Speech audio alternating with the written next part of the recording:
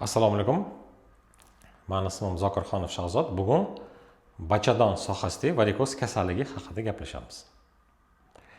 Keling, bachadon varikoz tushunchasini bilish uchun oldin odam anatomiyasini oddiy, sodda tilda tushuntirib berishga harakat qilaman.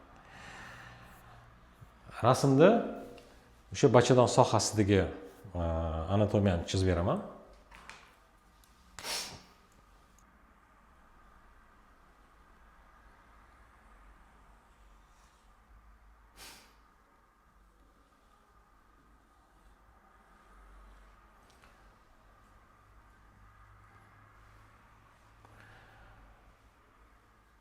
Bu bachadon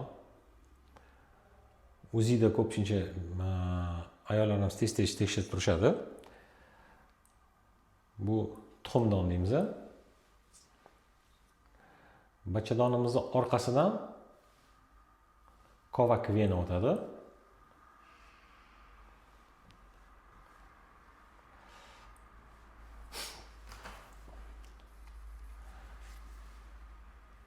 Teparog'ida buyraklarimiz.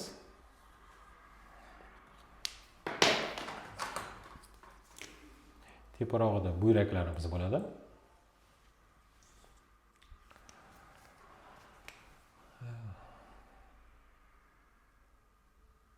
Shu buyrakdan chap bachadon sohasiga tuxumdon venasi tushadi. Tuxumdon venasi deymiz.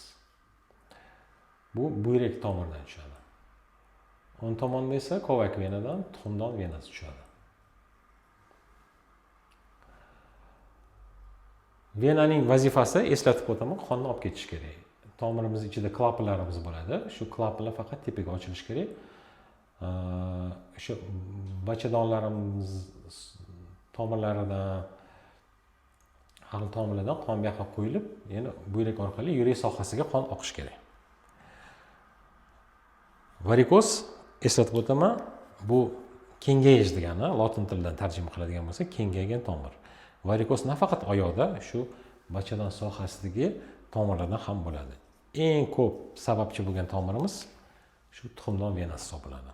Tuxumdon venasi har xil sabablarga ko'ra, ko'pincha o'sha homiladorlikda gormonal o'zgarish hisobiga organizmimizdagi o'sha homilador vaqtida paydo bo'ladigan gormonlar tomirlarni juda katta kengaytirib tashlaydi.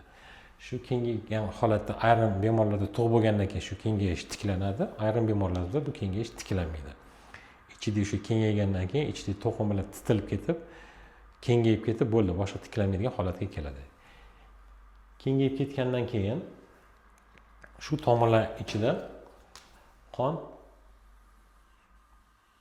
kengaygandan keyin qon pastdan tepaga emas, tepadan pastga oqish boshlaydi. Pastga qon oqqandan keyin pastki tomirlarga katta nagruzka beradi. Shu sharik suv quyganingizda bo'lib chiqadi, xuddi shunaqa shu tomirlar pastki tomirlarga nagruzka beradi, shu tomirlar sekin-sekin kengayib ketaveradi. Agar odamning oyog'ini aniq chizadigan bo'lsak,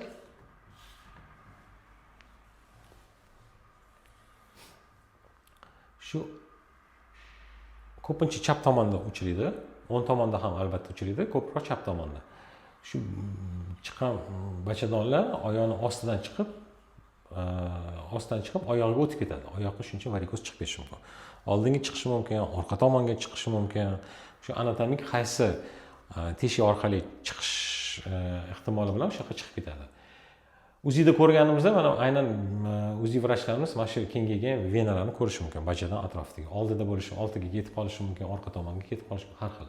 No asosiy sabablardan bittasi bu chap tuxumdon venasining kengayib ketgani hisoblangan. Ikkinchi sababchi bo'lgan narsalarimizdan tomirimiz, oyog'imizdan vena o'tadi. Shu ayrim holatlarda mana shu vena qisilib qoladi. Shu qisilib qolgan vena qon chiqishi o'rniga boshqa chuqur vena orqali yana u ham qisilib qolgan soya qon ketishi kerak, u boshqa yo'l qidirishni boshlaydi. Shu boshqa yo'l orqali yana bachadon tomirlari orqali yana kengayib ketadi. Shu asosan ikkita sabab. Varikoz kengaygan tomirlar ko'pchilik ayollarda bezovta qilmasligi mumkin.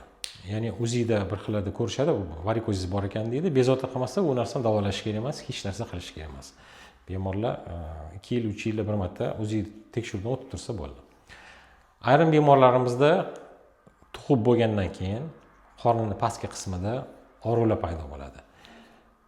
Og'riq pastda paydo bo'lgandan keyin birinchi bo'lib ginekologga murojaat qilishadi. Ginekolog har xil kasalliklar qidirishni boshlaydi. Endometriozmi, sistitlarmi, har xil ginekologik surunkali kasallar topishni boshlaydi. O'shalarni davolashadi. Ko'pchilik yondosh sifatida bu kasallar bo'lishi mumkin, lekin og'riqlar kamaymasligi mumkin. Og'riqlarning qanaqa xususiyati bor? Og'riq ko'pincha aynan gormonal avj olgan paytda, o'sha paytda tomirlar kengayadi, bu mesячный menstrualniy vaqtida kuchayadi og'riqlar. Undan tashqari erkak kishi bilan, ya'ni xo'jayini bilan qo'shilgandan keyin yoki qo'shilib bo'lgandan keyin qorni pastida kuchli og'riqlar paydo bo'ladi. Sekin-sekin u narsa qo'yib yuboradi. Mana aynan ikkita holat bachadon varikozi borligi va bachadon varikozning hisobiga og'riq bo'layotgani haqida bu belgi hisoblanadi. Shuning uchun agar sizda UZIda varikozingiz bo'lsa, oyog'ingiz, qorningiz pastki qismi mana shu holatlarda og'riq paydo bo'ladigan bo'lsa, albatta flebologga murojaat qilsangiz qilish kerak. Bu holatda biza UZI dopplerda endi qorin qismini har doim ham ko'rib bo'lmaydi. Bu to'liq anatomiyasini ko'rish uchun biz bemorlarimizni MRT flebografiya degan tekshiruvga jo'natamiz. MRT flebografiya aynan mana bu qismini, mana shu qismini to'liq bizga snimka qilib beradi. MRTda venozniy rejimda qaysi tomir kengaygan, qayerdan qayerga o'tgan, qaysi tomir qisilgan, to'liq MRTda biz narsa ko'rish mumkin. Shu MRT xulosasiga qarab, keyin biz davo usulini tanlaymiz. Davo usuli maqsad mana shu varikoz kengaygan tomirlarda qon to'lishini yo'qotish. Buning uchun shu kengaygan tomirni davolanadi. Qanaqa davolanadi? Buni yo'qotish kerak. Endi yo'qotish kerak deganda ko'pchilik xayoliga keladi, bo'ldi qorni kesib, tomirni olib tashlash kerak. Bugungi kunda zamonaviy usullarimiz bor. Endovaskulyar deydi, rentgen apparat teyida qilinadi. Rentgen apparat orqali maxsus kateter simlar orqali bu tomirga sekin tushib olinadi, bu tomir embolizatsiya qilinadi. Tomir ichidan yopiladi. Lazerga o'xshab yopiladi. Yopilgandan keyin bu tomir yopilib, to'liq so'rilib bir necha oy ichida yuvib ketadi.